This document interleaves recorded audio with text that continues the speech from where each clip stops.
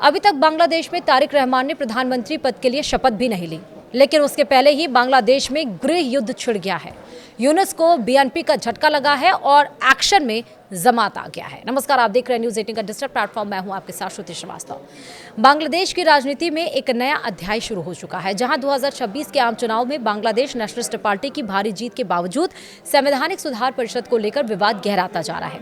तारिक रहमान के प्रधानमंत्री पद की शपथ ग्रहण से ठीक पहले शुरू हुई इस राजनीतिक हलचल ने देश के लोकतंत्र को नई चुनौतियों से सामना कर दिया है। बीएनपी के सांसदों ने संसद सदस्य के रूप में शपथ तो ली, लेकिन सुधार परिषद की सदस्यता की शपथ से इनकार कर दिया। यह कदम मोहम्मद यूनुस की अंतरिम सरकार के जुलाई चार्टर के लागू करने के एजेंडे को बड़ा झटका माना जा रहा है।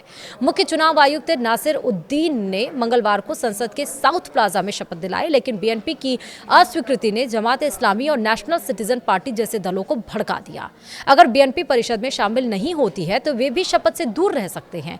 कॉक्स बाजार 1 से निर्वाचित बीएनपी सांसद सलाहुद्दीन अहमद ने कहा कि उनके सांसद सुधार परिषद के सदस्य के रूप में नहीं चुने गए और मुख्य चुनाव आयुक्त को ऐसी शपथ दिलाने का कोई संवैधानिक अधिकार नहीं है। वहीं बीएनपी प्रमुख तारिक रहमान के निर्देश पर लिया गया यह फैसला पार्टी की रणनीति को दर्शाता है। तो क्या है जुलाई चार्टर या संवैधानिक सुधार? जुलाई चार्टर जो 2024 की छात्र नेतृत्व वाली क्रांति के बाद तैयार किया गया 84 से अधिक प्रस्तावों वाला एक दस्तावेज है। इसमें संवैधानिक बदलाव जैसे कि 2 स्तरीय संसद यानी कि लोअर हाउस नेशनल असेंबली और अपर हाउस सीनेट, प्रधानमंत्री के लिए 2 कार्यकाल की सीमा, मौलिक अधिकारों का विस्तार और सत्ता का विकेंद्रीकरण शामिल है। वहीं रेफरेंडम में हाँ वोट की जीत के बाद इसे लागू करने के लिए सुधार परिषद गठित की गई है, जो 13वीं संसद के सदस्यों से बनी है। अब पेच ये फंस गया है कि बीएनपी ने अस्वीकृति ने इसे संकट में डाल दिया है। इसमें बीएनपी जुलाई चार्टर से खुद को अलग क्यों कर रहा है, ये बड़ा सवाल। पार्टी का मुख्य तर्क है कि चार्टर का कोई स्पष्ट संवैधानिक आधार नहीं है, इसे संसद में औपचारिक संशोधन के जरिए शामिल किया जाना चाहिए। बीएनपी शुरू से कुछ हिस्सों से असहमत रही है, जैसे कि आनुपातिक प्रतिनिधित्व और अपर हाउस का डिजाइन, जो उनकी बड़ी बहुमत को कमजोर कर सकता है। हालांकि तारिक रहमान ने रेफरेंडम में हाँ वोट का समर्थन किया, लेकिन पार्टी इसे पूरी तरह बाध्यकारी नहीं मानती।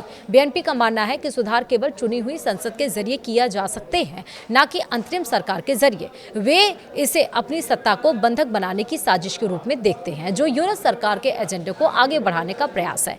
वहीं ब्रिड्स अखबार के संपादक सलाहुद्दीन शोएब चौधरी ने सोशल साइट एक्स पर लिखा है कि यूनुस ने इस परिषद के जरिए लोकतंत्र को बर्बाद करने की कोशिश की। बीएनपी की यह अस्वीकृति उनकी चुनावी जीत को मजबूत करने की रणनीति है, लेकिन इससे राजनीतिक अस्थिरता बढ़ सकती है।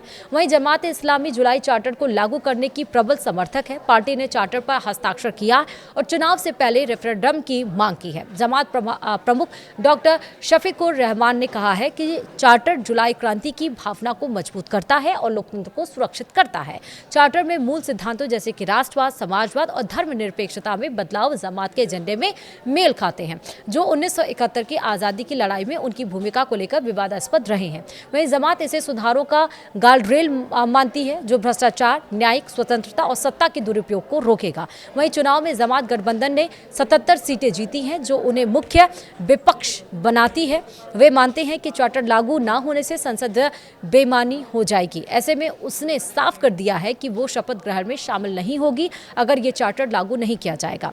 यह गतिरोध बांग्लादेश के राजनीतिक परिदृश्य को प्रभावित कर रहा है। बीएनपी की जीत ने उन्हें मजबूत बनाया, लेकिन सुधारों पर असहमति से सड़क प्रदर्शन और अस्थिरता का खतरा है। जमात और एनसीपी की धमकी से संसद की वैधता पर सवाल उठ सकते हैं। यूनुस सरकार के एजेंडे को झटका लगता है, जो क्रांति के बाद सुधारों पर जोर दे रही थी। अगर परिषद गठित नहीं हुई तो जुलाई चार्टर यहीं खत्म हो जाएगा और यहाँ राजनीतिक परिदृश्य पहले जैसा ही होगा।